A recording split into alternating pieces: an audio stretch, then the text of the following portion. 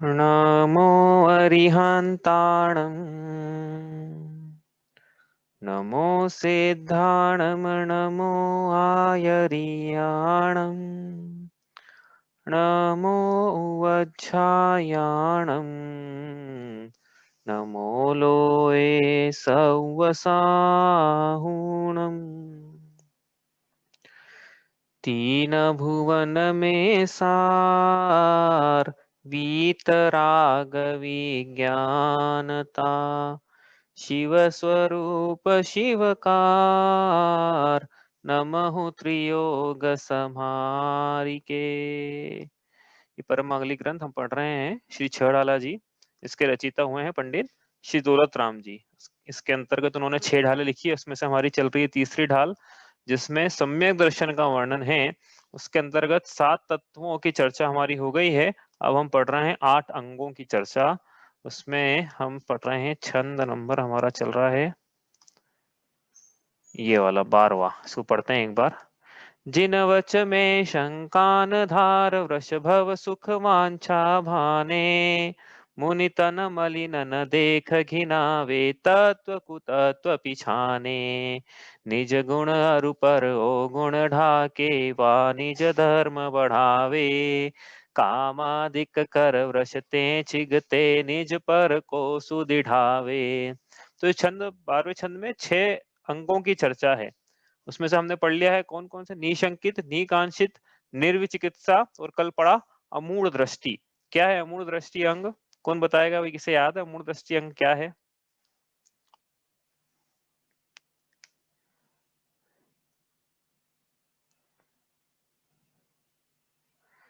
मूर्ताओं और अनायतनों के, किसी की आवाज नहीं आ रही मुझे, कोई बोलना चाहता है?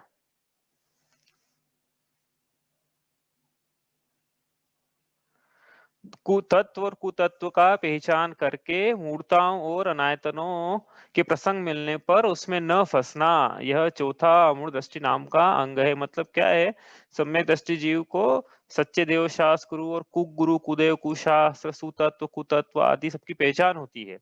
और मूर्ताएं मतलब जो जगत में अभी 3 मूर्ताएं पढ़ेंगे अपन, वो सब मूर्ताओं के प्रसंग मिले हैं तो उसकी मन वचन काय से अनुमोदना नहीं करता है, न उनकी करता है न उनके प्रशंसकों की सेवकों की करता है। इसी प्रकार अनायतनों का सेवन न स्वयं करता है, न कोई दूसरा करता है तो उसकी अनुमोदना करता है मन वचन काय से।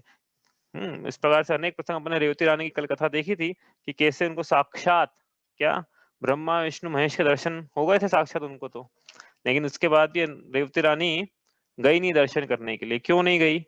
कि होते ही नहीं है, होते ही नहीं तो हम कौतूहल से भी क्यों जाएं, हम सिर्फ देखने ही मनोरंजन से ही क्यों जाएं, पिकनिक बनाने के तौर पे भी क्यों चले जाएं।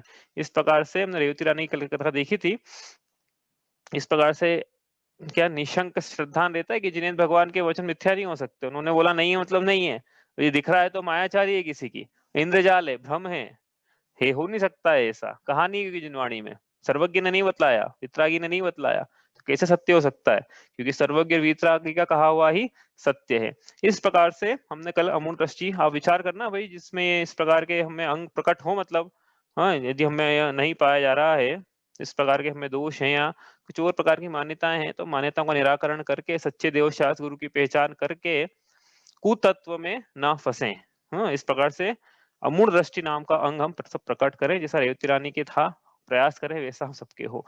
अब आगे चले, यहाँ सब छंद नंबर 12 में जो तीसरी चरण है वो करते हैं आज। उसमें लिखा है निज गुण अरु पर अवगुण ढाके वहां निज धर्म बढ़ावे। ये है 5वें अंग का प्रसंग। यहाँ पे 5वां अंग का नाम है उपगुहन। लिखेंगे अभी उपगुहन नाम का अंग। तो क्या कह रहे हैं उपगुहन पंडित जी, क्या कह रहे हैं कि निज गुण मतलब अपने गुण, अपनी आत्मा के गुण, अपना स्वयं के गुण, अरु अरु मतलब और, पर मतलब दूसरे, अवगुण अवगुण लिखा है यहाँ पे। अवगुण का मतलब है अवगुण। हाँ, अवगुण मतलब दोष। तो स्वयं के गुण और पर के दोष, इसको क्या करना है? ढाके, इसको ढकना है, ढांकना है। हाँ, ऐसा अंग है ये उपगुहन नाम का अंग। उपगुहन अंग के नाम के अंग में मतलब क्या है? स्वयं के गुणों को और पर के अवगुणों को ढकना है। वा लिखा है साथ में, वा मतलब अथवा, अथवा मतलब क्या? निज धर्म, अपना जो आत्मा का धर्म है इसको बढ़ावे।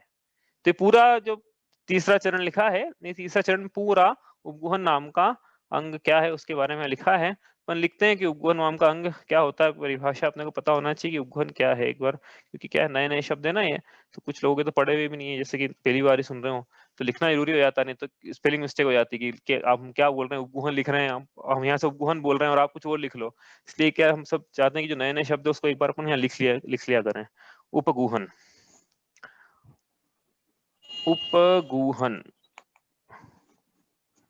तो ये क्या है अंग? माइक म्यूट कर लेना आप, किसका माइक म्यूट नहीं है, एक सेकेंड। चलो, उपगुहन नाम का अंग क्या होता है? ये स्वयं के गुणों की, क्या लिखा, निज गुण, है ना, ऐसा लिखा था, स्वयं के गुण, तो स्वयं के गुणों को ढांकना मतलब क्या? स्वयं के गुणों की मन, वचन, काय से स्वयं ही प्रशंसा न करना। हाँ, प्रशंसा न करना। एक बात तो ये लिखी पंडित जी ने निज गुण के बारे में, और क्या लिखा साथ में? अवगुण, पर के अवगुण, पर के अवगुण मतलब दोष, पर के दोषों को ढांकना मतलब क्या? कि निंदा न करके, निंदा न करके उन दोषों को ढांकना, उन दोषों को ढकना। एक बात तो ये लिखिए, वहीं से ले रहे हैं अपन, जब पंक्ति आई वहीं से ले रहे हैं, क्या निज गुण पर अवगुण ढाके, तो उसका ये अर्थ ये है अवगुहन, स्वयं के गुणों की मन वचन काया से प्रशंसा न करना, पर के दोषों की निंदा न करके उन दोषों को ढकना, और क्या साथ में वो लिखा उन्होंने, वह निज धर्म बढ़ावे, और साथ में वो लिखा उन्होंने, और अपनी आत्मा के धर्म की वृद्धि करना। ये पूरा उपगहन में लिखा है, वहीं से अपन ने ढाल से लिया है, मन से नहीं लिखा, पूरा पूरा वहीं लिखा हुआ है ये। इसका एक और नाम है उपव्रहण, उपव्रहण, दो कहीं कहीं उपव्रहण भी लिखा हुआ है, एक दो जगह पढ़ने में आया उपव्रहण करके। ठीक है, तो क्या है उपगुहन मतलब समझते हैं इसको, क्या कहना चाह रहे हैं यहाँ पे पंडित जी की? उपगुहन नाम का अंग सम्यक दृष्टि की होता है, मतलब क्या होता है कि तीन चीजें हैं, कि पहले तो स्वयं के गुणों की वो प्रशंसा नहीं चाहता है, नहीं करता है, अपने ही मुंह से अपने ही गुणों की, मैं तो ऐसा हूं, मैं तो ऐसा हूं, इसको देखते हैं अपन, और कि ऐसी प्रशंसा नहीं करता है वो। दूसरा, दूसरों में कोई दोष दिख जाए कदाचित, तो उन दोषों को फैलाता नहीं है, उल्टा ढकता है, दूसरी बात है। ठीक है, और तीसरी बात है कि स्वयं के जो आत्मा के गुण हैं उसमें वृद्धि को प्राप्त होता है, ऐसा वर्धमान वो स्वयं है, वर्धमान का अनुयायी है ना, गुणों में वृद्धि को जो प्राप्त है वो वर्धमान है, तो वो अपने आत्मा के धर्म की वृद्धि को स्वयं प्राप्त करता है। हाँ, इस प्रकार से उपगुहन नाम का अंग है। ठीक है, आई बात समझ में? तीन चीजें याद रखना है, प्रशंसा न करना, स्वयं की आत्म प्रशंसा, पर निंदा न करना, और अपने स्वयं के गुणों की वृद्धि करना, इस प्रकार से उपगुहन नाम का अंग है। अब ये क्या है यहाँ पे हम समझते हैं इसको, कि स्वयं के गुणों की मन वचन काया से प्रशंसा नहीं करता है सम्यक दृष्टि जीव। क्यों नहीं करता है? ये सब स्वयं की पहली बात तो ये है कि देखो, आप अपने पढ़ा था एक जगह, आप बताना कहाँ पढ़ा था, आत्म प्रशंसा और नीच गोत्र से कुछ होता है, बताओ क्या होता है? रिक्त स्थान की पूर्ति करो, कहीं आया था ऐसा?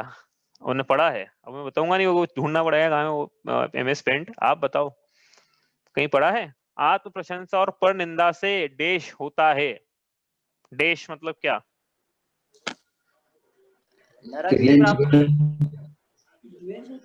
हाँ, एक नरक बोल रहे हैं, एक नीच बोल रहे हैं, और कोई कुछ बोलना चाहता है? क्रियंश मत होता है, नाम कर्म का आश्रय, नाम कर्म का आश्रय होता है,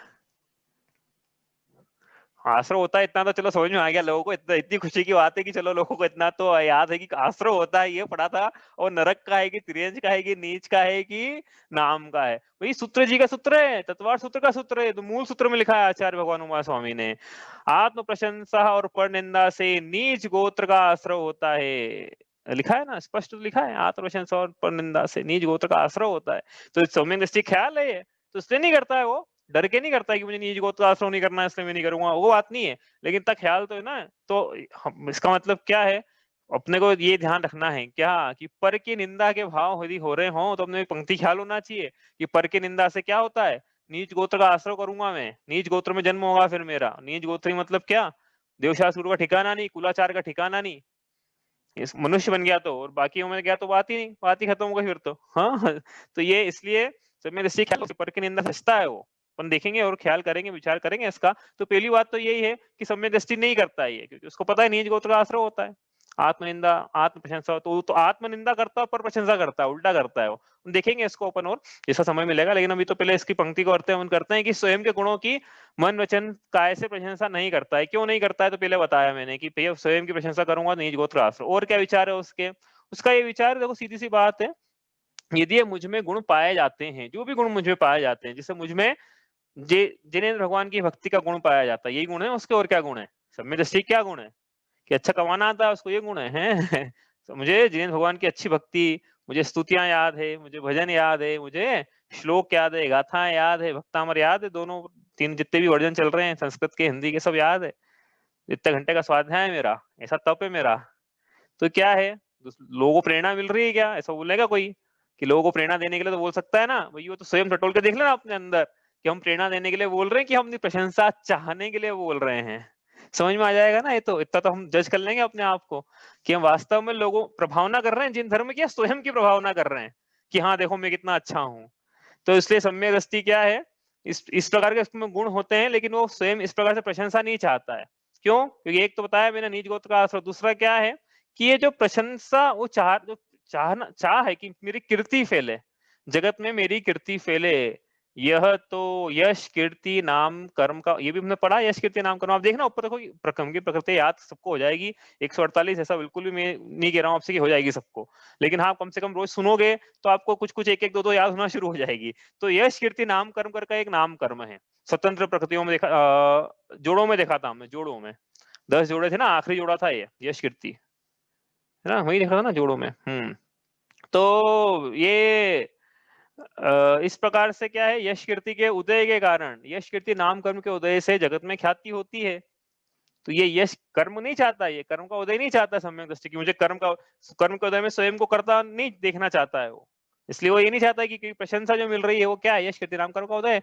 एक बार आपको पहले भी सुनाया था प्रसंग मैंने, वो तो मुझे याद है, मैंने सुनाया था आचार्य विशुद्ध सागर जी की जब ख्याति फैलने लगी, तब एक भाई गए वहां पे साधर्मी कि आचार्य श्री आपकी ख्याति जगत में फैल रही है, विशुद्ध सागर जी आपकी ख्याति अब जगत में फैल रही है, तो आप क्या है थोड़े से आपको ऐसा रहना चाहिए कि हर कोई आपके पास नहीं आ पाए, इस प्रकार से थोड़ा प्रोटेक्शन में रहना चाहिए आपको। क्या जैसे आचार्य, बड़े आचार्य जैसे रहते हैं, ये तो यही तो पहचान है ना बड़े की कि आसानी से जिसको नहीं मिल पाए वो बड़ा। ऐसी जगत में ऐसी पहचान है भैया बड़े की, है भैया। मैं नहीं कह रहा हूँ कि ऐसी होना चाहिए, लेकिन जिसको आसानी से नहीं मिल पाए वो बड़ा, पॉलिटिशियन हो या कोई भी सेलिब्रिटी हो, कोई स्पोर्ट्समैन हो।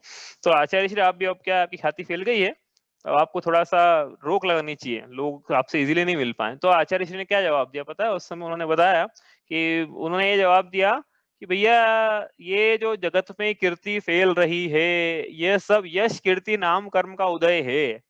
जब यश कीर्ति नाम कर्म ही मेरा नहीं है तो उसका फल मेरा कैसे हो सकता है? ये उनका जवाब था। और जगत में लोग क्या है, यश तो चाहते हैं, लेकिन यश कीर्ति नाम कर्म के उदय को भुला के चाहते हैं। जैसे यश चाहना चाहिए कि नहीं, हम तो कह रहे हैं, ये तो यश कीर्ति नाम कर्म का उदय, ये क्यों चाहते हैं? जरूरत ही नहीं है इसकी। इसके कितनी चौबीसें हो गई, नाम याद नहीं है तीर्थंकरों के अभी। अरे वर्तमान चौबीसी की सबको याद हो, मैं तो इसकी भी अभी तो डाउट है मेरे को।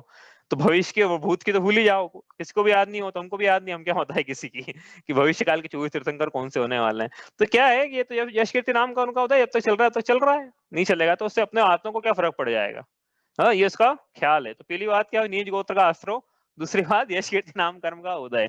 और क्या, तीसरी बात, सम्यक दृष्टि के विचार रहता है। क्या विचार है कि ये जो भी गुण है, यदि वास्तव में मुझमें गुण पाए जाते हैं ना, यदि वास्तव में मुझे जैन भगवान में वाकई में भक्ति पाई जाती है, मुझे गाथाएं याद हो जाती है, श्लोक याद हो जाते हैं, और सामायिक में मेरा मन लगता है, ध्यान में मेरा बिल्कुल उपयोग, बड़ा चित्त, बहुत हर्ष होता है मुझे, वाकई में उसमें गुण पाए जाते हैं ना, तो इन गुणों का उपभोग करने वाला तो वो स्वयं है। तो अपने गुणों का उपभोग करे ना फिर, कि नहीं दूसरे मेरे गुणों की प्रशंसा करेंगे तो मैं अपने गुणों का उपभोग करूंगा, भोग करूंगा, ऐसा तो नहीं है ना कि भाई दूसरे तारीफ करेंगे तो तो मेरे भक्ति है, दूसरे तारीफ नहीं करेंगे तो मेरी भक्ति नहीं पाई जा रही, ऐसा तो नहीं है। भक्ति तो स्वयं में पाई जा रही है, इंडिपेंडेंटली, स्वाधीन, एक तरह स्वाधीन है उस भक्ति तो दूसरों से प्रशंसा की चाह क्यों? कि मुझे भक्ति पाई जाती है, मुझ में ऐसा ये गुण पाए जाते हैं, मुझ में अमूल दृष्टि नाम का अंग कूट कूट के भरा हुआ है, दूसरों से क्यों चाह है ऐसी? उसको नहीं रहती है चाह, वो तो स्वयं के गुणों का स्वयं भोग करने वाला है। इसलिए उसको ये ख्याल में है कि भई मैं चाह के मुझे क्या करना है? भई जो जिसमें वो गुण हैं, देखो सीधी-सी बात है, एक्चुअली हो क्या रहा है कि जगत के लोग क्यों प्रशंसा चाहते हैं? आप विचार करना कि हम क्यों प्रशंसा चाहते हैं? अब देखो किसी इंडिविजुअली पे ऐसा मत लगा लेना कि किसी एक को बोल रहा हूँ मैं, सबके लिए है, अपने में सबके लिए, जिसमें ऐसा रहता ही है, वो साइकोलॉजी बन जाती है धीरे-धीरे ये। क्योंकि जैसे में रहते हैं वैसे बन जाते हैं सब लोग। तो क्या है, आप विचार करना कि ये जीव गुणी बनना नहीं चाहता है। ये जीव गुणी दिखना चाहता है। विचार करना है इसका कि मैं वाक़ई में गुणवान बनना चाहता हूँ कि मैं गुणवान गुणवान दिखना चाहता हूँ कि लोग मेरी तारीफ़ करें बस। भले ही मेरे में वो गुण हो या नहीं हो, लोग मेरी तारीफ़ करें, वाह! क्या बुद्धिमत्ता है आपकी, क्या वाक्पटुता है, क्या वाणी चातुर्य है, क्या शैली है।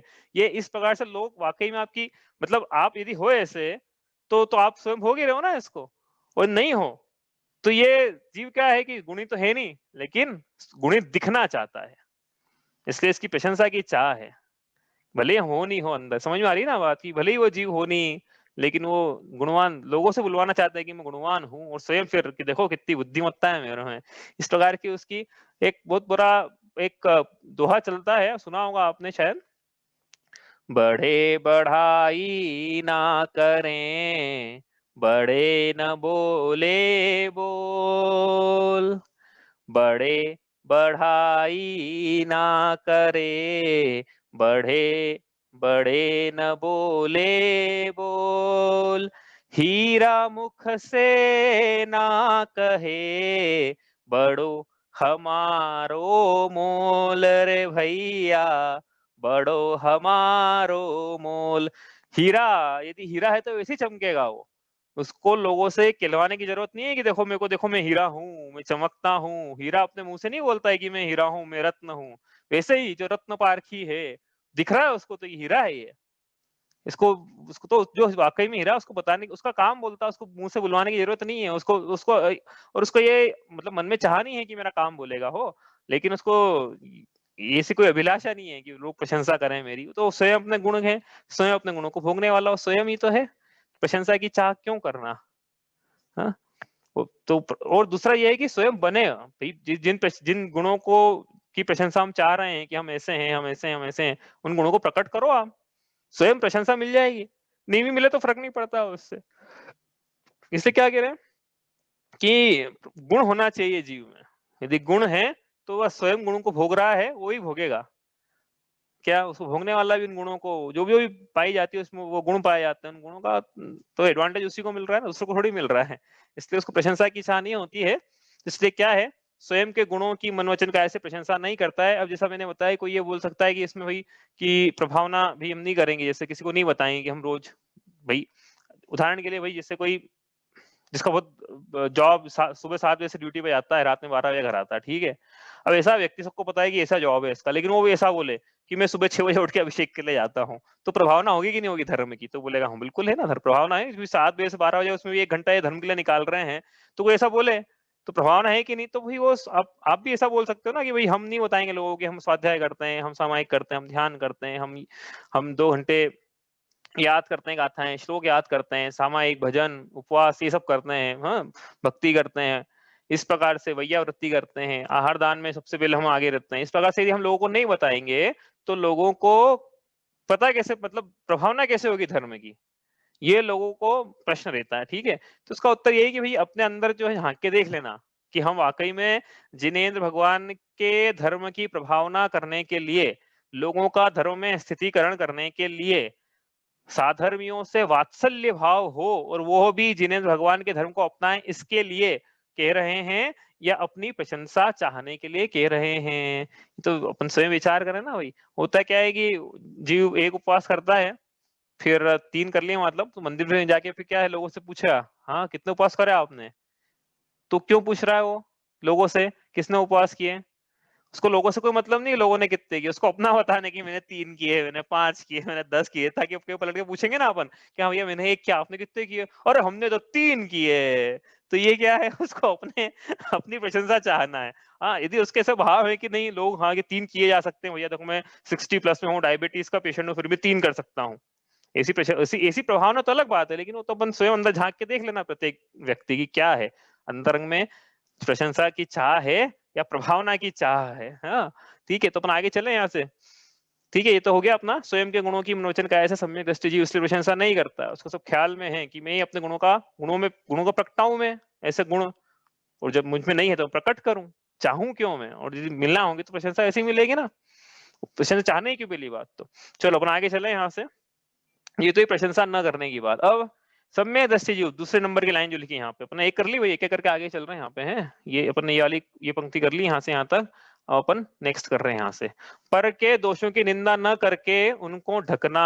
अब एक्चुअली उपगूहन का मतलब क्या है कि पर के दोषों की निंदा न करके उनको ढकना है, ये है उपगूहन नाम का। वास्तव में तो यही है, अपन मतलब दौलत राम जी ने पूरा लिखा हुआ है, लेकिन जो आप बोलोगे एक पॉइंट पकड़ो इसमें से, तो मैं एक ये लिखूंगा फिर कि पर के दोषों की निंदा न करके उनको ढकना, ये उपगूहन है, ढकना उसको। तो क्या है पर के दोष, मतलब कौन से दोष? उदाहरण के लिए बहुत काम की बात, देखो मैं बोल रहा हूँ चरना नियोग निकल रहा है, हो रहा है यहाँ से चरना नियोग की चर्चा शुरू हो गई लगभग लगभग 6 डाला, अभी तक नहीं हुई थी। अभी अंगों की चर्चा आपसे शुरू हुई है तब से, कि आचरण कैसा होना चाहिए एक श्रावक का, वो चर्चा अब शुरू हो गई यहाँ से लगभग लगभग। हाँ, वैसे तो चर्चा चलेगी चौथी ढाल में, लेकिन सदाचार रूप से चर्चा शुरू हो गई। तो पर के दोषों की निंदा न करके उनको ढकना, पर के कौन से दोष होते हैं?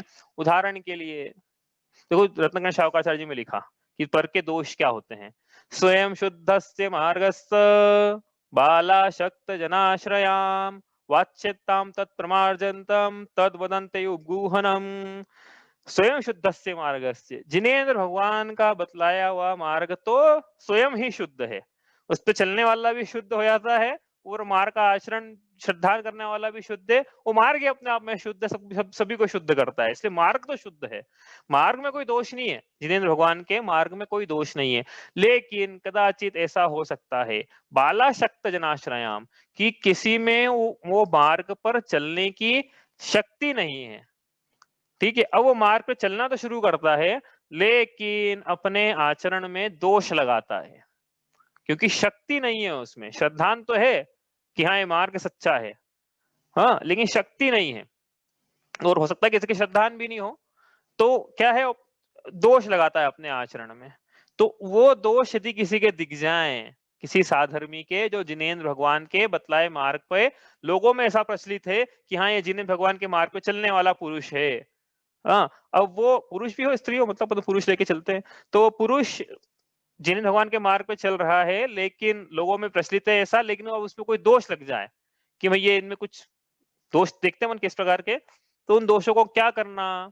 जैसे कोई मुनिराज है, अब मुनिराज कदाचित कभी ऐसा हो जाए कि पैर में खड़ा डाल के चलें आधा किलोमीटर, तो अपन क्या करेंगे, अपन मुनिराज की लेंगे फोटो और उसको डाल देंगे व्हाट्सएप पे, और क्या लिखेंगे नीचे, देखो पंचम काल के मुनिराज परिग्रह धारण करते हैं, काय के मुनिराज, ऐसे करके बता देंगे सबको। तो ये हो जाएगा, क्या हो जाएगा क्या हो जाएगा ये, अनुपगूहन। अनुपगूहन नाम का दोष ये सम्यक दृष्टि के नहीं होता है। दोष भी साथ में पढ़ना है ना, क्यों?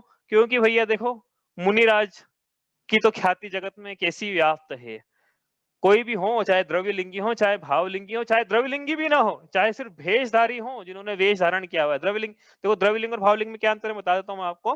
द्रव्यलिंगी भावलिंगी मुनिराज मतलब 3 कषाय चौकड़े के अभाव रूप, जो छठे सातवें गुण स्थान में जो मुनि जिन्होंने महाव्रत लिए हैं, और 3 कषाय चौकड़े का अभाव हुआ है, मतलब बहिरंग में भी चारित्र है, अंतरंग में भी 3 कषाय चौकड़ी 3 कषाय चौकड़ी रूप के अभाव रूप वीतराग चारित्र है। छायोशमिक छायोशमिक चारित्र मतलब जिसके वीतरागता प्रकट है, लेकिन संजुलन उसको पूरा नहीं होने दे रही है, लेकिन 3 कषाय चौकड़ी जो सर्वघाती थी वो चली गई है, तो प्रकटता है वीतरागता की, लेकिन पूर्णता नहीं, क्योंकि संजुलन कषाय का उदय है। ठीक है, तो ऐसे जो मुनिराज है भावलिंगी मुनिराज है। द्रव्यलिंगी मुनिराज मतलब क्या? द्रव्यलिंगी मुनिराज मतलब जो है बहिरंग में तो 28 मूल गुण जो क्या होते हैं छठी ढाल में पढ़ेंगे अपन, बहिरंग में 28 मूल गुणों का निर्विचार पालन करते हैं, लेकिन अंतरंग में 3 कषाय चौकड़ी का अभाव नहीं हुआ है उनके, अभी 3 कषाय चौकड़ी का अभाव अभी नहीं हुआ है। हो सकता है कि मिथ्या दृष्टि हो, मिथ्या दृष्टि है, लेकिन बहिरंग में पूरा 28 मूल गुणों का निर्विचार पालन करते हैं, भाई हो सकता है ऐसा, उसमें क्या है। और हो सकता है कि 1 कषाय चौकड़ी का अभाव हो गया, मतलब सम्यक दृष्टि तो हो गए हैं, लेकिन 2 कषाय चौकड़ी का अभाव नहीं हुआ है अभी। तो जैसे 5 गुण स्थान वर्ती होता है ना श्रावक, सॉरी सम्यक दृष्टि गृहस्थ होता है ना, तो सम्यक दृष्टि तो है, लेकिन अभी एक कषाय चौकड़ी का अभाव है और बहिरंग मुनि दीक्षा है, तो भी द्रव्यलिंगी है। ऐसा भी हो सकता है कि 2 कषाय चौकड़ी का अभाव है, जैसे पाँचों गुण स्थानवर्ती के होता है। तो ये पाँचों गुण स्थान में फिर अभी, लेकिन भले ही बहिरंग में इन्होंने 28 मूल गुण धारण किए हैं, लेकिन ये इनके 2 कषाय चौकड़ी का अभाव है, तो पंचम गुण स्थानवर्ती है, इसलिए द्रव्यलिंग है इनका, मुनि राजों की अपेक्षा द्रव्यलिंग है, ठीक है? तो इस प्रकार से 3 कषाय चौकड़ी का अभाव हो, तो भावलिंगी मुनिराज है।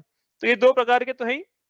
एक तीसरा प्रकार और है, क्या प्रकार है कि जिसके भैया बहिरंग अंतरंग तो छोड़ो, बहिरंग में ही अभी जैसे मुनिराजों के 28 मूल गुण होते हैं जिनका निरतिचार पालन करना है मुनिराजों को, वैसे इनके नहीं। जैसे कल अपन ने भव्य सेन की देखी थी ना कथा, भव्य सेन मुनिराज, कि इनके तो अंतरंग में, इनके तो बहिरंग में ही दोष लगा रहे हैं, तो घास पे चल रहे हैं उदाहरण के लिए, तो मुनिराजों को घास पे चलने का मना ही है, तो ये चल रहे हैं, दोष लगा रहे हैं। तो इनके कहाँ फिर षटकाए जीव न हनन्ते, ऐसी कहाँ पाई जा रही है इनके जीव दया, कहाँ पाया जा रहा है हिंसा महाव्रत। तो ऐसे मुनिराज है, तो फिर वो क्या न द्रव्यलिंगी है न भावलिंगी, तो मिथ्या दृष्टि मुनिराज है। मुनिराज तो उस नाम के हैं वो, तो कोई भी मुनिराज हो इनमें से, इन तीनों में से, हाँ हाँ, भावलिंगी हो, द्रव्यलिंगी हो, या केने के लिए हो नाम मात्र के, जिन्होंने सिर्फ दिखाने के लिए व्रत धारण कर रखे हैं, लेकिन व्रतों में निरताचार्य पालन नहीं कर रहे हो, व्रतों में दोष लगा रहे हो, वो अतिचार लगा रहे हैं, मतलब दोष मतलब अतिचार लगा रहे हैं, भंग हो गए मतलब उनके मूल गुण। भंग क्या होता है सब पढ़ेंगे अपन, देखो ये मल, दोष, अतिचार, अनाचार, भंग, ये सब क्या होते हैं, ये छठ इसी ढाल में आगे पढ़ेंगे, अभी जब आएगी इसकी चर्चा आएगी इसमें आगे, ठीक है? तो इस प्रकार से कोई हो, अब वो कोई है, अब क्या है कि मार्ग तो भगवान का स्वयं शुद्ध है, लेकिन ऐसे निशक के लोग जिन्होंने कि भगवान के मार्ग का अनुसरण करना चाहा, लेकिन अपने उनसे नहीं सधा, चर्या में दोष लगा या लगाया, ये हो सकता है कुछ द्रव्य क्षेत्र काल भाव की ऐसी व्यवस्था हो गई कि टेम्परेरीली कुछ काम करना पड़ जाए। उदाहरण के लिए जैसे क्या है, मुनिराज विहार कर रहे हैं, मुनिराज विहार कर रहे हैं और उनसे नहीं चलते बन रहा है, तो क्या करें? तो डोली की व्यवस्था नहीं है, देखो व्यवस्था तो ये है कि अभी देखो, अभी बताया, फोटो भी आया था एक बार, आचार्य विश्व सागर जी के संग में वो एक मुनिराज से नहीं चलते बन रहा था, तो दूसरे मुनिराज ने उनको कंधे पे बिठाया, फिर वो दूसरे मुनिराज चले, क्यों? क्योंकि वो दूसरे मुनिराज की तो इर्या समिति है, और जो डोली में बिठा ले उसको डोली वाले की थोड़ी इर्या समिति है। इर्या समिति क्या होती है छठी ढाल में पढ़ेंगे, लेकिन क्या जैसे डोली की व्यवस्था नहीं, उदाहरण के लिए डोली में नहीं चलना है मुनिराजों को, चाहे आरी का माता ही क्यों ना हो, महाव्रत की धारी इर्या समिति से चलना है उनको, डोली से चलने का कोई विधान नहीं है। लेकिन कभी ऐसा हो जाए कि जंगल में विहार हो रहा है और कुछ हो जाए, एक्सीडेंट दुर्घटना, तो थोड़ी सी देर के लिए उनको आधा 1 किलोमीटर अपवाद स्वरूप, कि भाई जहां तक जंगल से पार तो हो जाए, कम से कम इतना तो डोली में चलने, तो चलने, तो एक अलग बात है। तो वो मूल गुण भंग हो जाएगा उससे, ऐसा नहीं, हम तो नहीं कह रहे, हाँ दोष स्वरूप जरूर है वो, क्योंकि डोली में चलने का विधान बिल्कुल नहीं है। लेकिन कभी जैसे मैं कह रहा हूँ घटना हो जाए कुछ, तो अपवाद स्वरूप एक आध बार कोई कुछ कर ले तो वो अलग बात है। तो वो, लेकिन वो एक आध बार किसी ने कुछ करा और फिर क्या करा, लोगों ने फोटो खींच लिया वहां पे कि देखो ये मुनिराज तो डोली में चढ़ते हैं, तो व्हील चेयर पे चलते हैं, तो और फिर क्या करा, पूरे जगत में प्रसिद्ध कर दी बात। और व्हाट्सएप पे सभी लोग हैं, पहले तो वो लोग हैं कि जो कहने के लिए जैन है, उनको पता ही नहीं कि जैन धर्म होता क्या है, नमोकार मंत्र का मतलब नहीं पता, और कुछ वैसे भी हैं व्हाट्सएप के ग्रुप पे या फेसबुक पे जो कि जैन नहीं है, तो देखते ही कि कब इनको मौका मिले हैं बोलने का, तो उनको अपन ने क्या करा, मौका दे दिया बोलने का, कि देखो कहने के लिए ये नग्न रहते हैं, जब तुमको डोली रखनी थी तो एक कपड़ा और रख लेते, जब व्हील चेयर रखनी थी तो भैया एक लंगोटी रख लेते ना, साथ में वो रख लेते ना, कि नहीं लंगोट, तो ये कैसी बात हुई, तो ये क्या अपन ने कहने का मौका दिया उन लोगों को।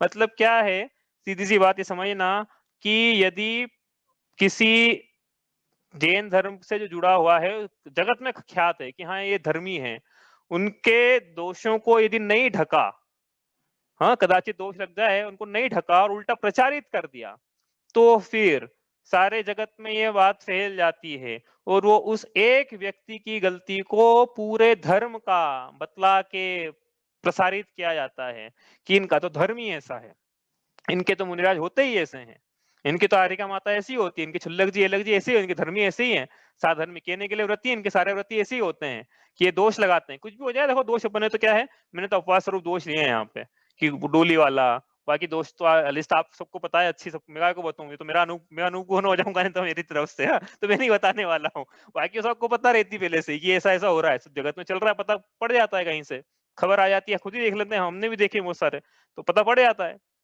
तो वो हम नहीं बता रहे, हम तो जो अपवाद स्वरूप दोष लिए वो लिए हमने, कि देखो ये इन्होंने उदाहरण के लिए चश्मा रखा, या उदाहरण के लिए डोली में चल रहे हैं, उदाहरण के लिए कहीं पट्टी के लगा ली, जंगल में जा रहे हैं लग गई, अब अब पट्टी तो करना पड़ेगी थोड़ी देर, तो कोई बोले कि पट्टी जब लगाई ली है तो लंगोटी भी लगा लो, तो वो पट्टी क्या अपवाद स्वरूप थोड़ी देर के लिए लगाई है कि ब्लीडिंग होना रुक जाए, और जंगल वहां रुक तो सकती नहीं जंगल में भाई ना, तो अपवाद स्वरूप वो अपवाद मार्ग है, दोष स्वरूप है, लेकिन कोई मूल गुण भंग हो गए उससे, ऐसा नहीं कि पट्टी लगा ली तो भी एक वस्त्र का धागा, हमने तो ये सुना था कि वस्त्र का धागा नहीं जिनने तन पे धारा है उनने पट्टी लगा ली, अब तो ये कैसे मुनिराज, तो ऐसा नहीं है भैया, अपवाद स्वरूप है वो सब चीजें, वो राजमार्ग नहीं है, लेकिन अनाचार भी नहीं है, दोष मतलब भंग नहीं हो गए मूल गुण उससे, थोड़ी देर के लिए लगाई गई है वो बात, ठीक है। तो लेकिन किसने क्या करा, उस समय फोटो ले लिया और जगत में फैला दिया, तो क्या है, क्या हुआ फिर कि पूरे जगत में ये बात प्रचलित हुई कि जैनियों के देखो मुनि कैसे होते हैं, ऐसे होते हैं। आप बोलो पट्टी में क्या है, लेकिन पट्टी में नहीं, और भी घटनाएं बहुत सारी हुई है यहाँ पे, आपको पता है कौन सी घटनाएं हुई जो मैं नहीं बोल रहा हूँ तो वो घटनाएं अपन क्या है अपने तक रखो, बस अपने को पता पड़ जाए, तो फैलाओ मत, और जो फैलाने वाला उसको बोलो कि तेरी पोस्ट डिलीट करें यहाँ से, ये फैलना नहीं चाहिए बात, ये किसी मुनिराज की, आर्यका माता की कोई भी बात चर्चा बाहर आ जाए, जो कि अब सही भी है कि नहीं, पहली बात तो चर्चा बाहर आ जाए तो उसको फैलाना नहीं है, और जो फैलाने वाला उसको मना करना है, तो क्या करता है सम्यक दृष्टि जीव, देखो देखो यहाँ पे क्या प्रसंग क्या चल रहा है, पर के दोषों की निंदा न करके उनको ढकना ना, ऐसा चल रहा है ना प्रसंग, तो पूरी बात लगाना है इसमें कि जो जिन धर्म के अनुयायी हैं उनमें यदि कोई दोष दिख जाए तो उन दोषों को पहली बात तो लगने नहीं देता है, कि लगे ही नहीं दोष, लगने कैसे दें, अपन ऐसी ओया वृत्ति करें, अपन ऐसी अनुकूलता बना के चलें, अपने नगर में मुनिराज आए तो उनके चर्या में दोष लगने ही नहीं दें अपन, क्योंकि अपनी भी तो फिर अपनी जिम्मेदारी है ना, अपनी भी तो कुछ जिम्मेदारी एक ही नहीं है, तो अपन लगने नहीं दें, पहले कोई भी साधर्मी हो। लेकिन लग गए, मान लो लग गए, तो अपन क्या है दूर करने की कोशिश करें फौरन तुरंत कि ये थोड़ा गलत हो गया है, अपन इसको अपन अब कल से अगले दिन से करेक्ट कर लें। अब वो मान लो कि करेक्ट कर नहीं पाए वो, तो ये तो कम से कम इतना तो करे कि करेक्ट नहीं कर पा रहे दोषों को, तो कम से कम उनको ढक के चलो कि हम किसी को बताने नहीं, हम किसी को पता नहीं पड़ने देंगे, हम किसी को बताएंगे नहीं, हमारे घर वालों को भी नहीं बताएंगे हम कि वो मुनिराज ने ऐसा किया था, वो आरिका माता ने उस दिन ऐसा किया था, वो लेख जी छुल्लक जी ने, वो साधर्मी ने, प्रतिमाधारी ने, व्रती ने, अभिषेक जी ने, पंडित विद्वान, कहने के लिए विद्वान इतने बड़े बड़े, हमने बाजार में कचौरी खाते हुए देखा उनको, तो क्या है कि अपने तक रखो, अपन किसी को फैलाओ मत, क्या नहीं तो फिर जिन धर्म की इससे आस्था, जो आस्थाओं पे चोट होती है, खंडित होती है आस्था लोगों की, कि ये तो क्योंकि जो धर्म में टिके हुए नहीं है, जो आगे पीछे होते हैं, इस प्रकार की घटना देख के 2 कदम पीछे ले लेते हैं, बड़ी मुश्किल से 1 कदम आगे बढ़ाया था उनने, अभी इस प्रकार की घटना देखेंगे 5 कदम पीछे हो जाएंगे वो, ठीक है। तो तीसरी बात क्या थी कि अपनी वो जो दोष हैं उन दोषों को फैलाना नहीं, अपने तक रखना, और फिर भी फैल रहे हों, पहली क्या बात थी कि दोषों को लगने ना दो, अब लग गए हों तो अगले दिन मतलब अपन ऐसी व्यवस्था करेंगे दोष लगे ही नहीं, अब लग गए हों तो उन दोषों को दूर करें, दोष दूर नहीं कर पा रहे हैं तो कम से कम फेलने न दें, अब कभी फेल ही गए हों तो क्या करें कि जो फेल रहे हैं उनको फेलना रोकें हम, अब स्वयं से ना फैलाएं, और जो हो गया है उसको अपन करेक्ट करें दोषों को। हाँ, तो ये इस प्रकार से उसकी भावना है सम्यक दृष्टि की, हम गुण ग्रहण का ध्यान रहे नहीं, दृष्टि न दोषों पर जावे, हाँ ऐसा ऐसी उसकी भावना रहती है कि भाई हम दोषों को फैलाएंगे नहीं, नहीं तो क्या है कि एक व्यक्ति के दोष को बढ़ाकर पूरे समाज का देखा जाएगा कि इनके तो हुए, सुने हमने, सुना हमारे कानों में सुना है हमने, दोष लग गए, हालांकि श्वेतांबर साधु थे वो, और उनके दोष लगे चर्या में, तो पूरे हमको कि देखो हमने आपको बोला था कि अपने मुनिराजों को ऐसा मत छोड़ा करो, आप ऐसा बोलते हैं फिर हमको, सुने हमने भी, आपने भी सुने होंगे कि अपने मुनिराजों को ऐसा नग्न अवस्था में मत छोड़ा करो, ऐसे दोष लगते नहीं तो फिर ऐसी हरकतें करते हैं फिर वो, इस प्रकार से हमने सुनने स्वयं ने वचन सुने हैं इस प्रकार के। तो क्या है कि इसका मतलब है ये आपने देखा होगा कि बात ज्यादा फैलती नहीं है, सब दबा देते हैं वहां पे, रुक जाती है बात, हाँ ज्यादा बात फैलती नहीं है फैलाना भी नहीं चाहिए इस प्रकार से, ठीक है। तो ये क्या हुई, पर के दोषों की निंदा न करके, तो ये सब विचार चल रहा है सम्यक दृष्टि की, पर के दोष करूंगा तो मेरे नीच गोत्र का आश्रय तो पक्का है ही है, और धर्म से जो जुड़े हुए नहीं हो 5 कदम पीछे हो जाएंगे, और धर्म की बदनामी होगी, और एक व्यक्ति के दोष को पूरे धर्म का बतला के प्रस्तुत किया जाएगा कि इनका तो धर्म ही ऐसा है, ठीक है। ये हुई किसकी बात, पर के दोषों की निंदन न करके उसे ढकना, तो कितनी अच्छी बात है ना यहाँ से। और ये सिर्फ यही नहीं है, देखो अपन ने तो बात यहाँ क्या ली थी, यहाँ पे तो अपन ने बात की थी कि स्वयं जो मतलब जो स्वयं पहली जो प्रशंसा में बात की थी कि स्वयं में जो आत्मा के गुण है, धर्म से जुड़ने के जो गुण हैं, और दूसरे में बात थी दोषों की, जो धर्म से जुड़ा हुआ उसमें कोई दोष लगे, लेकिन ये बात यहीं तक नहीं है, ये बात इसको आगे बढ़ा सकते हो आप, उदाहरण के लिए भी कोई भी कोई भी गुण पाया जाता है, चाहे आप धर्म से संबंधित है या नहीं भी है, से आजीविका के चलाई जाती है, उसका भी गुण पाया जाता है यदि हम में, तो उसकी प्रशंसा न चाहें, यहाँ तक लगाना है इस बात को। और क्या कि दूसरों के कोई भी दोष दिख जाए, सिर्फ धर्म से संबंधित ही नहीं, कोई भी दोष दिख जाए, हाँ, कुछ भी हो सकता है इस जगत में अपन रहते हैं, समाज में इतने सब कुछ भी कहीं दिख जाए, तो उन किसी के भी निंदा के वचन हमारे कानों में न पड़े, मतलब हम तो करे ही नहीं, हमारी इमेज भी ऐसी हो कि कोई दूसरा हमसे आके नहीं करे कि इनको तो निंदा में रस आता है, चलो इनसे करते हैं, इनकी निंदा करते हैं। नहीं तो निंदा का रस आता है ना लोगों को, ये सब दूसरों की निंदा के वचन भी हमारे कानों में न पड़े, इतना हमको लोगों के सामने तो कम से कम इतने हमारी इमेज हो ना कि हाँ भाई इनको इनके सामने निंदा के वचन नहीं कर पाएंगे हम, ये सुनेंगे नहीं हमारी, कोई भी हो ना, हम निंदा के करें ना दूसरों से निंदा के वचन सुने। सीधी सी बात है ना भाई, जो निंदा के वचन, जो दूसरों की निंदा हमारे सामने कर रहा है, कोई हमारी प्रशंसा थोड़ी करेगा दूसरों के सामने, वो हमारी निंदा तीसरे के सामने करेगा। होता ही है, जगत की जंगल का कानून ही है ये, सीधी सी बात है। तो अब मैं आपको क्या बताऊं, तो मतलब सदाचार की बात है, प्रवचन जैसा नहीं चलाना चाहता है इस क्लास को, अभी मैं पता ही होगा आपको, लेकिन ये बात ये इतनी सी है बस, ये कि दूसरा व्यक्ति यदि किसी तीसरे की निंदा हमारे सामने कर रहा है, इसका मतलब सिर्फ यही समझना, लिख के बिल्कुल स्टैम्प पेपर पर लिख लेना है बात, यही समझना कि वो हमारी निंदा तीसरे के सामने करेगा ही करेगा, करेगा ही करेगा, फिर कह रहा हूं मैं आपको, भले ही वो करेगा, करते ही है वो। तो इसका मतलब क्या है, इस सीधी सी बात है, किसी की निंदा के अंदर हम सुने न किसी से करें, हमको क्या प्रयोजन। अच्छा कोई निंदा करने बैठ जाए तो हम क्या करें फिर, हम जैसा मेरे साथ होता है, कोई दूसरे की निंदा करने बैठ गया मेरे सामने, मैं क्या करूं, तो ये बोलो भाई कि उसकी वो जाने, मतलब तो मैं तो ये बोलता हूँ कि भैया उसकी वो जाने, अपनों क्या करना उससे। उसकी वो जाने, वो जो कर रहा है वो उसकी वो जाने भाई, उसने को सोच समझ के किया होगा, अपने को क्या करना। हाँ, अपने को सारी बातें पता नहीं है क्या, सब लॉजिक रहेंगे, फैक्ट्स रहेंगे, फिगर्स रहेंगे, तो क्या है, दूसरों की निंदा के वचन भी हमारे कानों में न पड़े। जैसे एक बच्चे में दोष लग जाता है, तो माँ क्या करती है, 3 4 5 6 साल का बच्चा या 18 साल का बच्चा भी है, उसको कोई दोष लग गया उसके चारित्र में बहुत बड़ा, तो उसकी माँ क्या करेगी, फौरन व्हाट्सएप कर देगी फेसबुक पे कि देखो मेरा बच्चा तो ऐसा है, कितने दोष है इसमें। ऐसा करती है क्या कोई माँ, कोई माँ नहीं करती है ऐसा। तो वैसे ही किसी भी साधर्मी के कोई दोष दिख जाए तो उसको छुपाया जाता है, उसको हटाया जाता है। तो लेना चाहता हूँ सीता जी की है कि सीता जी लोकापवाद का कारण क्यों बनी, तो उसकी कथा भी ऐसी है कि वो जो दोष नहीं थे किसी में, आरिका में और मुनिराज में, पिछले जन्म में वो दोष उन्होंने लोगों में प्रचारित किए, तो उसका कारण, उसका फल ये मिला अगले जन्म में कि उनमें स्वयं में जो दोष नहीं थे वैसे प्रचारित हुए। यही बात समझ में, लोग शिकार हुई ना, लोकोपवाद का शिकार हुई थी सीता जी, जंगल में छुड़वा दिया था रामचंद्र जी ने, फिर जो दोष थे ही नहीं उनमें, उन दोषों का आरोपण उन पे लगा दिया गया और उनको जंगल में छुड़वा दिया गया, गर्भवती स्त्री को। तो ये कोई कर्म थोड़ी छोड़ रहे हैं आप।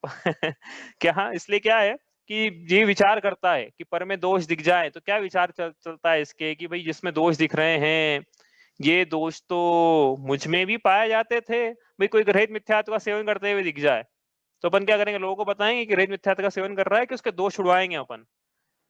और साथ में विचार करना अंतरंग में कि हाँ भैया मैंने भी कभी ग्रहित मिथ्यात्व का पूर्व जन्म में ही हो सकता है सेवन बहुत बार किया हो सकता है इस जन्म में ही मैंने अज्ञानतावश ग्रहित मिथ्यात्व का सेवन किया हो, और जैसे मेरे दोष छूटे हैं वैसे ही समय पाकर इसके भी दोष छूट ही जाएंगे, तो मैं क्यों इसकी निंदा करूं। इस प्रकार के पूरा विचार रहता है उसके। ऐसा नहीं है कि, और भाई जो दोष हो सकता है आपको किसी में दोष दिखे हो आज से 10 साल पहले, अब व्यक्ति तो बदल गया, पुरुष तो बदल गया, द्रव्य अनित्य है, आत्मा अनित्य है ना कथनचित। तो वो जो आत्मा जिसमें दोष था वो तो गई, वो पर्याय तो चली गई, नहीं पर्याय है इसमें, है कि नहीं वो दोष। मतलब कहने का मतलब ये है, व्यवहारिक तौर पे देखें तो, कि हो सकता है कि वो पिछले 10 सालों में दोष चले गए हो, 10 साल पहले दोष लगे हो भाई उनमें उस चर्या में, तो 10 साल तक थोड़ी रहेंगे कोई, उनको अपनी अज्ञानता का प्रतिभास हुआ हो, प्रायश्चित वगैरह सब ले लिया हो, आपको थोड़ी बताएंगे आके सब, तो चले गए दोष, अब वो अब थोड़ी है, तो हो गए, पुरानी बात हो गई अब तो ये जब है ही नहीं दोष, तो उनमें वो दोष है कि भी नहीं जिसकी हम निंदा कर रहे हैं, है ही नहीं हो तो कैसे निंदा हो चल रही है, सब उसके ख्याल रहता है। इसलिए क्या है कि निंदा का रस जो है बहुत भयानक है, लोगों को बड़ा निंदा उसमें, मतलब किसी के कान खड़े हो जाते हैं, किसी की निंदा बोलो ना, वो व्यक्ति ऐसा था तो पता नहीं 4 5 लोग जो अपने गांव छोड़ गए, हाँ किसकी बात चल रही है, हाँ वो तो ऐसे ही है, वो तो ऐसे ही है। क्या एक चल क्या रहा है भाई? और कुछ काम नहीं करने के लिए। चलो अपन तो आगे चले यहाँ से, अपने को कहानी लेना है क्योंकि आज की। और उसके बाद क्या है, अपनी आत्मा के धर्म की वृद्धि करना, मतलब स्वयं में जो गुण पाए जाते हैं वास्तव में उनकी वृद्धि करते चलें, प्रशंसा के भाव न रखें, स्वयं के गुणों की वृद्धि के भाव रखें, मतलब दर्शन ज्ञान चारित्र, ये हमारा, ये आत्मा का धर्म है, दर्शन ज्ञान चारित्र, दूसरा थोड़ी कुछ। तो ये दर्शन ज्ञान चारित्र ये बढ़ते हुए रहे। दर्शन यदि नहीं है प्रकट तो प्रकट हो, वो प्रकट हो गया है, औपशमिक तो छायोशमिक हो ही जाएगा, वो तो औपशम का काल ही वो छोटा सा है। छायोशमिक हो गया हो तो आगे चल के कभी छायिक की प्राप्ति हो इस भव, इस पंचम काल में तो होगी नहीं, लेकिन हाँ कभी हो, सम्यक ज्ञान जो है कम से कम वो तो बढ़ते हुए रहे। जो चारित्र है, जितना भी चारित्र है, गृहस्थ है, प्रतिमाधारी है, मुनिराज है, जैसा भी जिनके चारित्र यथा योग्य जिस अवस्था में वो बढ़ते हुए रहे। यदि सम्यक दृष्टि है चतुर्थ गुण स्थान में तो पंचम पंचम गुण स्थानवर्ती बने, पंचम गुण स्थानवर्ती है तो सातवें में जाए, छठे सातवें में जाए, इस प्रकार से आत्मा के धर्म की वृद्धि करना, यह सम्यक दर्शन का पांचवा उपगूहन नाम का अंग आज हमने पढ़ा। ठीक है, किसी को कुछ पूछना है इसमें तो अपन अपनी आज जो कथा है उसकी तरफ आगे बढ़ते हैं।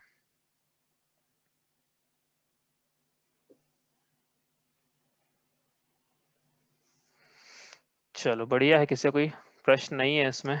तो क्या समझ में आया अपने को? ये देखो प्रैक्टिकल बातें हैं जो चल रही ना यहाँ पे, कि जीवन कैसा जीना है, एक सम्यक दृष्टि गृहस्थ जो है उसका जीवन कैसा होता। हाँ भैया कुछ मैं प्रश्न? बोल रहा था कि पर के दोषों की निंदा न करके उनको ढकना ही उपगुहन है, कि पर में तो चतुर्थ पंचम गुण स्थानवर्ती छठ से आगे की निंदा न करके उनको ढकना ही उपगुहन है, कि सभ्यस्थ लोगों के दोषों की निंदा न करके ढकना उपगुहन है? नहीं देखो, ये यहाँ पे जो उपगुहन का जो चर्चा है ना उसमें तो यही है कि जो साधर्मी है उनकी चर्या में कोई दोष लगता है, उन साधर्मियों की चर्या में कोई दोष लगे तो उनको न फैला के ढकना। ठीक है, एक बात तो ये है, लेकिन इसको इस चर्चा को हम आगे ले जा रहे हैं कि किसी की भी कोई चर्या में कोई दोष दिख जाए तो निंदा न करना, निंदा न करना, उसकी कहने का मतलब ये है। हाँ, तो वो उपगुहन है, उसको आगे ले जा रहे हैं हम, लेकिन मूल बात तो इसमें है कि साधर्मी में कोई चर्या में दोष लगे तो उसको ढकना। ठीक है, ठीक है, आपकी आवाज नहीं आ रही। चलो, तो अब यहां से अपन आगे चलते हैं आज की कथा की तरफ। तो आज की कथा है, में कौन की कथा क्यों सुन क्यों रहे हैं यहाँ पे? कथा हम इसलिए सुन रहे हैं कि इस कथा में कौन प्रसिद्ध हुआ है ना। तो जो प्रसिद्ध हुए हैं वैसा कैसे प्रसिद्ध हुए हैं तो थोड़ा अपने को इंटरेस्ट भी आता है कि हाँ ऐसा पाया जाता है, देखो उपगुहन इस प्रकार से, तो समझ में आएगा। जो हमने पढ़ा ना अभी, इस कथा से समझ में आएगा पूरा, क्योंकि एग्जाम्पल मैंने लिया नहीं था, इसमें भी अच्छा एग्जाम्पल इस कथा में भी कि हाँ भी ऐसा भी है, मतलब गुण मतलब इस टाइप से होता है। ठीक है, तो हम कथा शुरू करते हैं। देखो, एक देश मगध देश हुआ था। मगध देश में राजा रानी के एक पुत्र था, पुत्र का नाम था सुवीर। ठीक है, तो सुवीर, लेकिन सप्तव्यसनी, भाई राजकुमार जो हैं बिगड़े हुए रहते हैं तो सप्तव्यसनी हो ही जाते हैं। तो ये सुवीर जो है ये भी एक सप्तव्यसनी राजकुमार, सप्तव्यसन में एक चोरी की भी व्यसन है, चोरी भी व्यसन है। तो जब सप्तव्यसनी रहता है ना, तो उसके जो मित्र रहते हैं ना वो कैसे रहते हैं, वो भी सप्तव्यसनी रहते हैं। तो सुवीर के जो भी मित्र थे या जो उसे मिलने जुलने वाले थे वो भी इस प्रकार के लोग थे, चोर थे उदाहरण के लिए। ठीक है, अपने संग में भी चोर की बात करेंगे, अपने चोर थे। ठीक है, तो अब ये तो मगध देश की बात, लेकिन एक कोई दूर देश था, नाम याद नहीं आ रहा है मुझे, ताम्र नगर था शायद, ऐसा कुछ नाम था।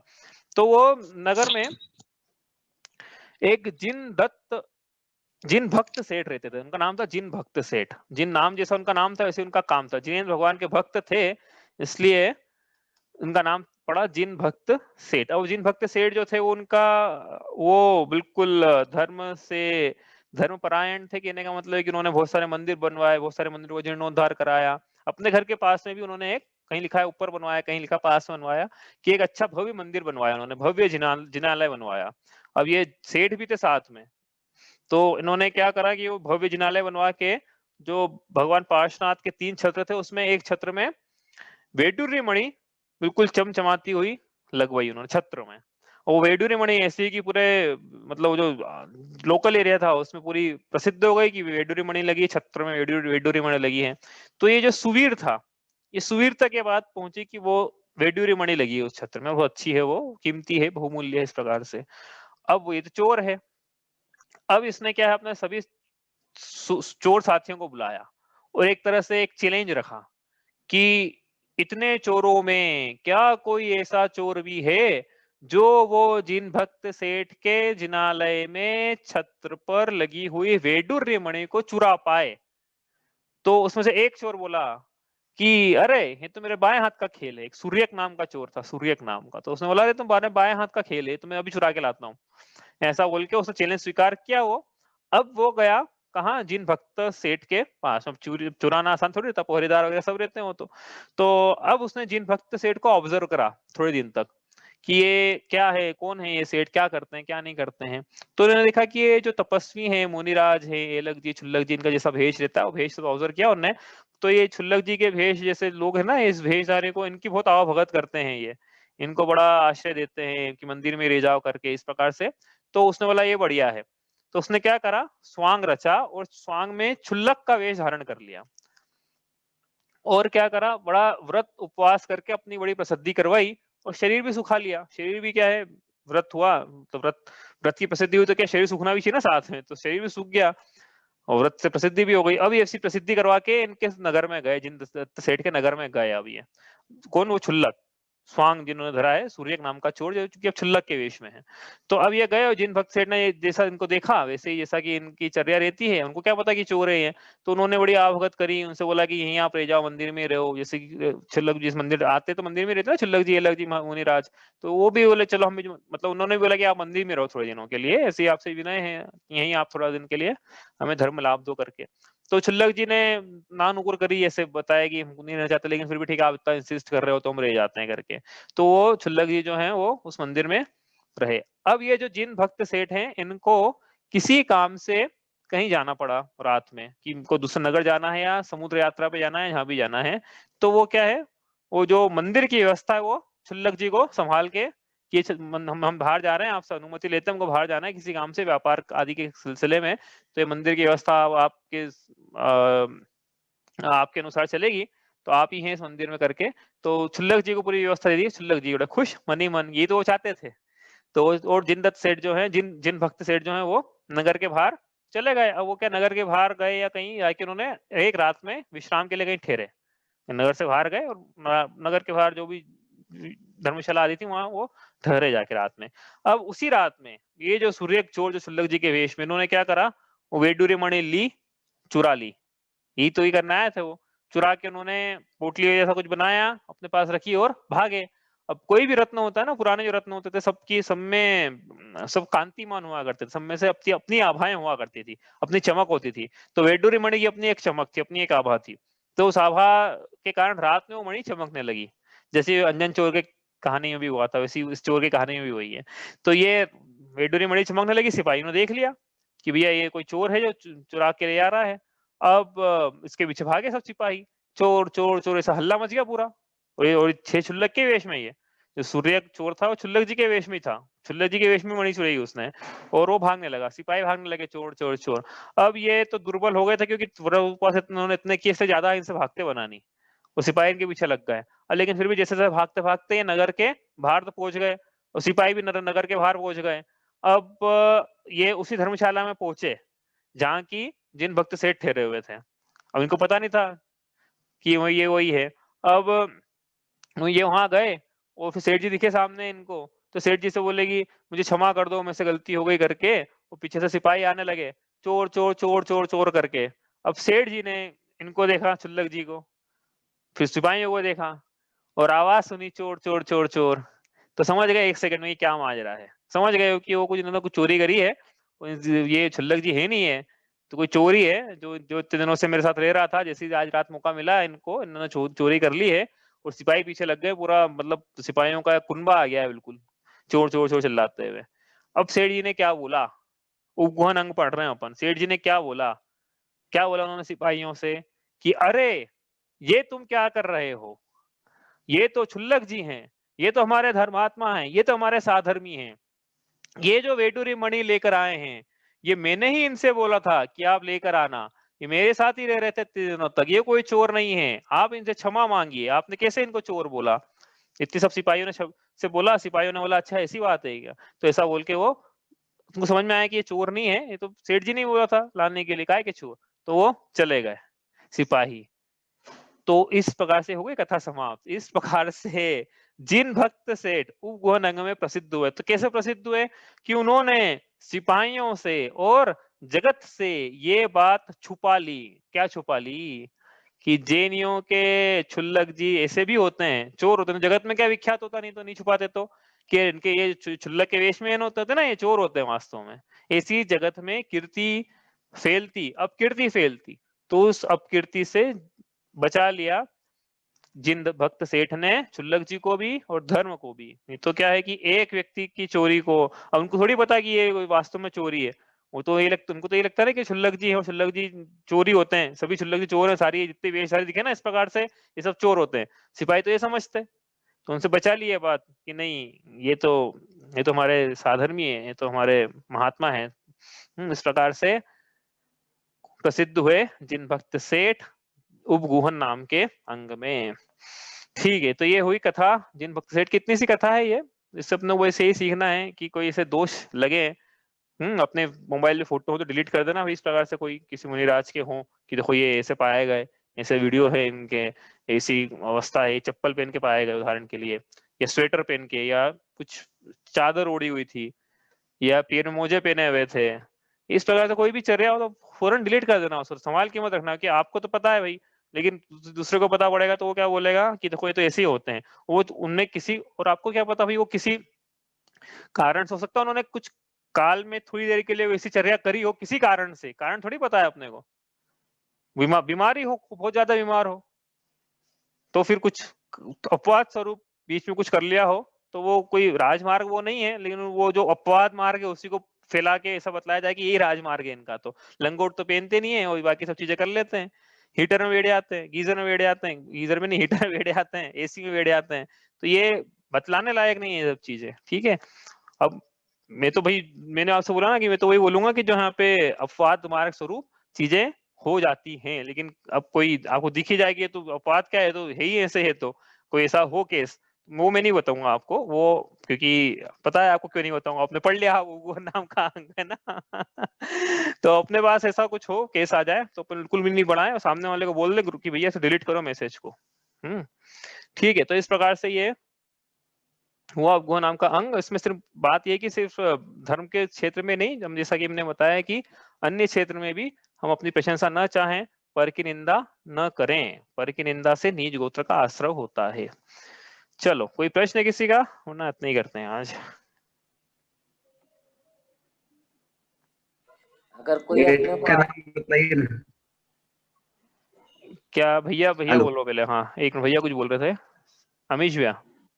अगर कोई आकर बोले कि तुम्हारे फलाने एलक जी छुल्लक जी मुनिराज ऐसा वैसा करके, मतलब कोई, मतलब कि जो जैन नहीं है कि वो तो ऐसे करते हुए दिखे, हमको ऐसे करते हुए दिखे, तो उस जगह अपने को क्या जवाब देना चाहिए फिर? नहीं, उस समय अपन तो क्या भी सत्य अनुव्रत की परिभाषा पढ़ेंगे आपने कि सत्य अनुव्रत क्या होता है, तो उस समय आप बिल्कुल यही बोलो कि आपको नहीं पता है, तो आप ऐसा कॉन्फिडेंस से बोलो कि नहीं नहीं वो तो ये प्रसंग था इसलिए उन्होंने ऐसा किया था। ऐसा करके आप, भले ही आपको नहीं पता है सत्य, लेकिन फिर भी आप उसको ढकने की कोशिश करो, बोलेगी नहीं नहीं कोई प्रसंग था वहां पे, इसलिए उन्होंने अपवाद स्वरूप ये मार्ग अपनाया है, मतलब इस प्रकार से अपवाद अपना सकते हैं। तो और नहीं तो आप बोले कि नहीं ये तो अपवाद का मार्ग ही नहीं है, ये तो पूरा अनाचारी हो करा है उन्होंने, तो आप ये बोल सकते हो कि भैया हमको पता नहीं पूरी घटना, हो सकता है गलत हो। आप ये बोल दो ना कि किसको पता क्या सही है क्या गलत है, अपन थोड़ी थे वहां पे, सब गलत है वो तो। ऐसा करके आप ढकना है उसको कैसे भी करके, इसमें कोई झूठ के, आपको झूठ बोलने का दोष नहीं लगेगा, क्योंकि झूठ की परिभाषा आगे पढ़ेंगे अपन क्या होती है अभी। झूठी ढाल में, ठीक है। तो या तो अपन ढको उसको, या फिर उसको बोल दो कि नहीं वो सब गलत है, वीडियो ही गलत है, वो फोटो आया फोटो गलत है, एडिट किया हुआ है, मॉर्फ किया हुआ है, जो जो भी है सब जो बोलना है आपको, ठीक है। हाँ भाई विकास बोलो, क्या बोल रहे थे आप? ये उपगुहन में जो सेठ प्रसिद्ध हुए हैं कथा में, हाँ, नाम इनका नाम है जिन भक्त सेठ। जिन भक्त, जिन भक्त, हाँ।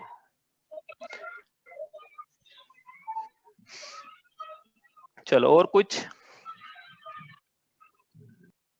देखो, आपको ऐसा लगेगा कि आपने झूठ बोलने का कैसे बोल दिया, तो अभी अपन सत्य की परिभाषा पढ़ेंगे, पर्वतकार कठोर निंद नहीं वयन उचार, ऐसी पंक्ति आएगी इसमें, तो वहां पे समझ में आएगा कि झूठ मतलब होता क्या है। अपन को स्टेटमेंट ऑफ फैक्ट मतलब सत्य होता है ऐसा नहीं है, हाँ।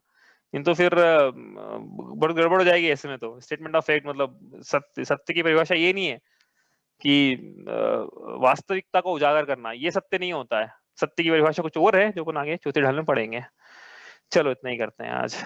सहजानंदी शुद्ध स्वरूपी अविनाशी में आत्म स्वरूप, ज्ञानानंदी पूर्ण निराकुल सदा प्रकाशित मेरा रूप, देह मरे पर मैं नहीं मरता, अजर अमर हूँ आत्म स्वरूप। सहजानंदी शुद्ध स्वरूपी अविनाशी में आत्म स्वरूप, जावाणी के ज्ञान ते सूझे लोकालोक, सोवाणी मस्तक नमो सदा देत हूँ धो।